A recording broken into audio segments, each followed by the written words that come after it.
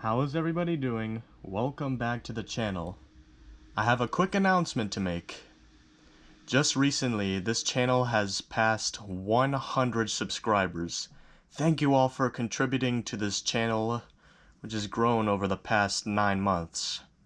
And to celebrate this terrific milestone, I'm going to be doing something that was requested by viewer Michael Kite, shout out to him, and I'm going to be analyzing the under 20 boys long jump at the CARIFTA Games 2025 from Malik Evans all the way up to Tion Haynes. So without further ado, let's get it in. The first athlete we're taking a look at is Malik Evans from Turks and Caicos. Now, the problem with his technique is he's really ragged and very flat. So first we have the foot placement. He got not a lot of the board. I'd say he probably got a good 1 or 2 inches of it. And remember, the board is 8 inches wide. So then we have our first checkpoint. It's the knee drive. As you can see, it's a good knee drive and a good arm drive, but the trail arm is straightened. You want to keep it bent at about a 90-degree angle. The next part is the flight of this jump.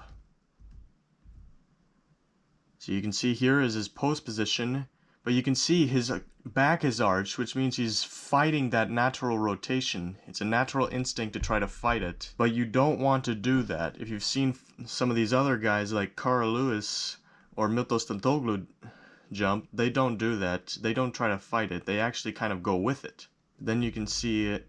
He drives up the other leg, his takeoff leg. You can barely see it. Then he goes and extends into the pit. Both feet are moving as one, but he kind of just stands straight up in the pit. Rather elementary or middle school. Here it is again. The next athlete we're going to take a look at is Joshua Williams of the Bahamas.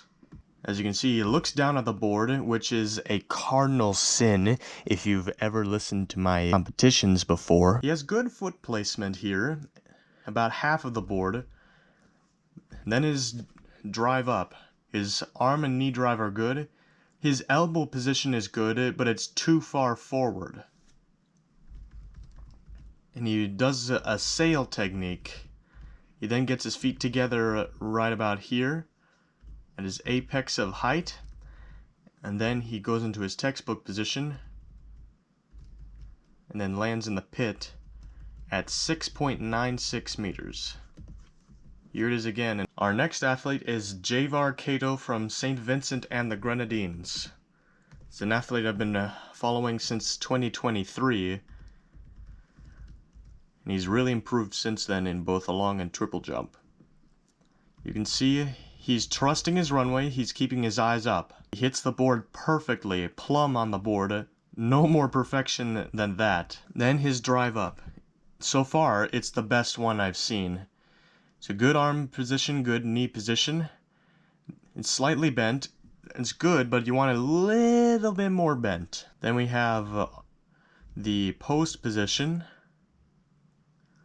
It's good position there. He then drives up the leg, the takeoff leg that is. And then he extends with the legs. And then lands, trying to clear his backside right by his heels. That jump was 6.97 meters. Next up is Jariah Lewis from Dominica. Not to be confused with the Dominican Republic. You can see he's way behind the board. A little bit difficult to see, but maybe you can see at home. He's way behind the takeoff board. Then he drives up, both arms going up, a double arm style. Then he goes into his first post position. And then this is how you know if it's a single or double hitch kick. He goes into his second post position right here. Then he drives up the driving leg off the board, and then he extends into the pit. His best jump on the day was 7 meters and 6 to take 5th. Next up we have Ramins de Wint from Curaçao. So he has good placement, actually not very good placement. Then he drives up the arm. Now this is a perfect position. You can see his elbow right here. That is perfect from the Dutchman. So then he goes into his first post, or actually his only post position. Not as opened up as some of the other guys. But you can see he's, once again, just like Malik Evans, he is way back. That is not what you want to do in the long jump. His technique reminds me of an old teammate of mine, Isosa Ogbobor, now at University of Concordia. So then he goes into his landing position. Legs a little bit spread out, but he ends up landing pretty well and lands on his bottom. Here's it again. Then we have William McKinney from the Bahamas. He would jump 736 on this jump. He would in fact take the silver medal. You can see his trailing arm is straight. You don't want that. He's a good arm drive and a good knee drive.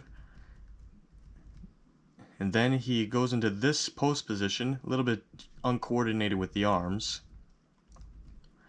Kind of a hitch kick hang hybrid. I don't know why his arms are back like that, but it works for him. And then he goes into a pretty good textbook position and then extends into the pit. Then there was this protested jump from Tion Haynes where he jumped 7.55 meters. So you can see he has a good arm drive and a good knee drive. Straightened once again. I'm making such a big deal of it because you don't want to do that. Then he goes into his post position. He in fact now uses a hitch kick. So you can see he drives out the leg. And then it goes into his textbook position. And then it extends into the pit perfectly.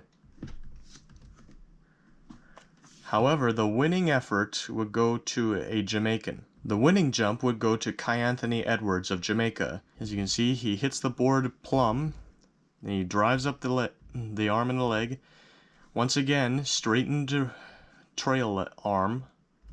Not as good as a knee drive as the others out there.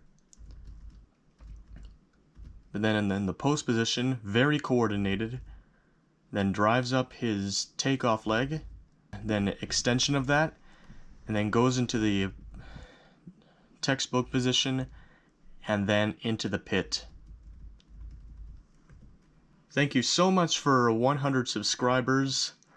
Make sure you turn on that notification bell to never miss an upload.